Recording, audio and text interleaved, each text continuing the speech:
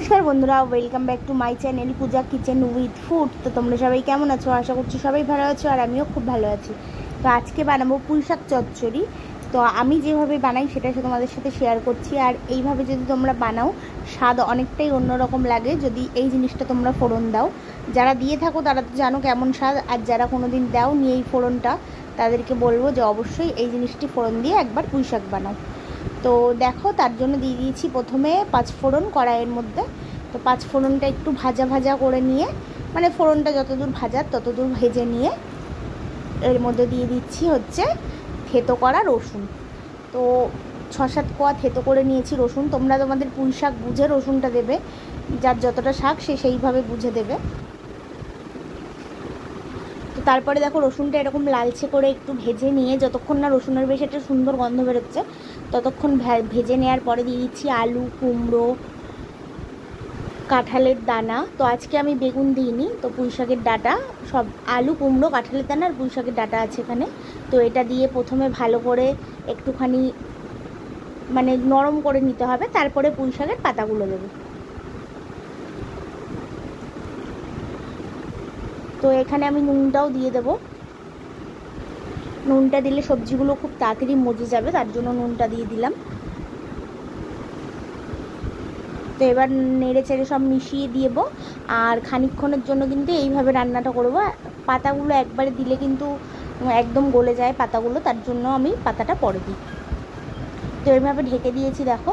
তো ঢাকনাটা তুললাম, তো দেখো কতটা অনেকটাই সেদ্ধ হয়ে এসছে। তো অনেকটা সেদ্ধ করে নিয়েই কিন্তু আমি পাতাগুলো দেবো। পাতাগুলো আমি এখন অবশ্যই একটুও দেবো না।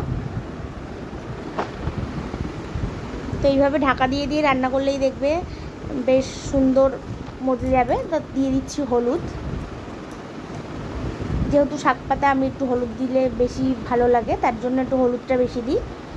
তাই বলে এমনও বেশি দেওয়া যাবে না যাতে হলুদের গন্ধ বেরোয়। তো দিয়ে দিচ্ছি লঙ্কার গুঁড়ো।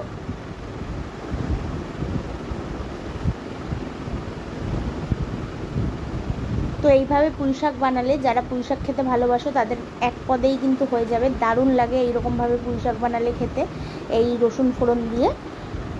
তো তারপরে দেখো সব কিছু মিশিয়ে নিচ্ছি এরম নেড়ে চেড়ে। তো এবার একটুখানি জল দিতে হবে, না হলে কিন্তু সবজিগুলো অনেকগুলো বড় বড় করে কাটা, ডাঁটাগুলোও সেদ্ধ হবে না, তার জন্য কিন্তু জল দিতে হবে। তো দিয়ে দিচ্ছি একটুখানি জল। তো এই জলটুকুনিই দেবো, দিয়ে ঢাকা দিয়ে দিচ্ছি। তো ঢাকনাটা খুলে দেখো আবারও নেড়ে চেড়ে মিশিয়ে দিচ্ছি। তো অনেকটাই কিন্তু সেদ্ধ হয়ে এসছে।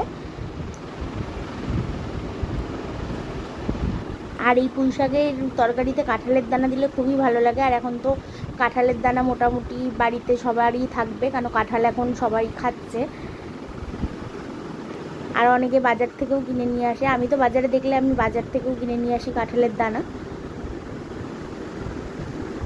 তো দেখো বন্ধুরা, এটা অনেকটাই প্রায় সেদ্ধ হয়ে গেছে। তো এবার আমি পুঁই শাকের পাতাগুলো দিয়ে দেবো।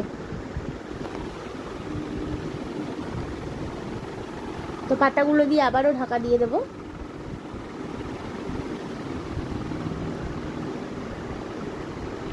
তো দেখো পাতাগুলো কতটা মজে গেছে এবার। তো এবার খানিকটা ঝোল টানিয়ে নিলেই কিন্তু আমাদের পুঁই শাকের তরকারি রেডি।